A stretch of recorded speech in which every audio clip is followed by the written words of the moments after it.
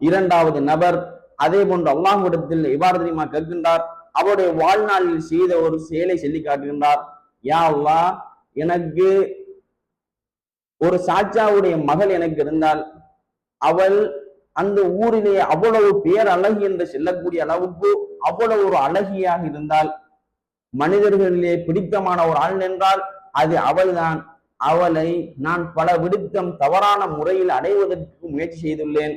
அவ்வாறு முயற்சி செய்த அந்த சந்தர்ப்பத்தில் அவளின் இடத்தில் சின்ன வார்த்தை என்ன தெரியுமா, 100 தீனார் திருகத்தை நீ திரட்டி எடுத்து வந்தால் அதற்கு பின்னால் இணங்குவது சம்பந்தமாக பார்க்கலாம் என்று சொன்ன பொழுது, அந்த காலத்தில் 100 தீனார் திருகத்தை அந்த திரட்டுவது என்பது கடினமான ஒரு காரியமாகும்.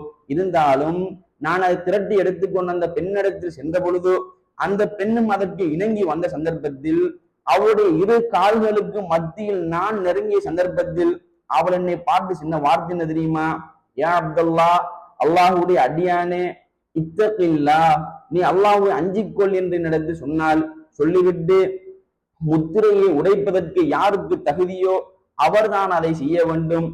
அது அல்லாமல், அதாவது ஹலாலான முறையில் திருமணத்தின் மூலமாக நீ இந்த காரியத்தை செய்தால் அது உனக்கு ஹலால் ஆகும். திருமணம் அல்லாத முறையில் நீ இதை செய்தால் அது ஹராம் என்பதை அந்த மனிதனுக்கு புரிய வைத்த சந்தர்ப்பத்தில், யா அல்லாஹ், இந்த பெண் இத்தகில்லா, அல்லாஹ்வை அஞ்சிக்கொள் என்று சின்ன சந்தர்ப்பத்தில் நான் உனக்காக பயந்தேன். உனக்காக மாத்திரம் பயந்து அந்த செயலிலிருந்து விலகி அந்த பெண்ணுக்கு வாக்களித்த 100 தீனாரை திருகத்தை நான் அந்த பெண்ணுக்கு கொடுத்து விட்டு அந்த பெண்ணையும் அவ்விடத்தையும் விட்டு நான் வெகு தூரத்தில் வந்து விட்டேன். யா அல்லாஹ், யா அல்லாஹ், இந்த செயலை, இந்த செயல்பாடை நான் உனக்காக செய்திருந்ததை நீ அங்கீகரித்திருந்தால் எங்களை இந்த குகையை விட்டும் அப்புறப்படுத்துவாயாக, இந்த கோயிலிருந்து எங்களை பாதுகாத்துவாயாக, இந்த குகையை சற்று அகற்றுவாயாக என்று சொன்ன பொழுதோ சுப்ஹானல்லாஹ், அந்த கல் இன்னும் சற்று நகர்கிறது.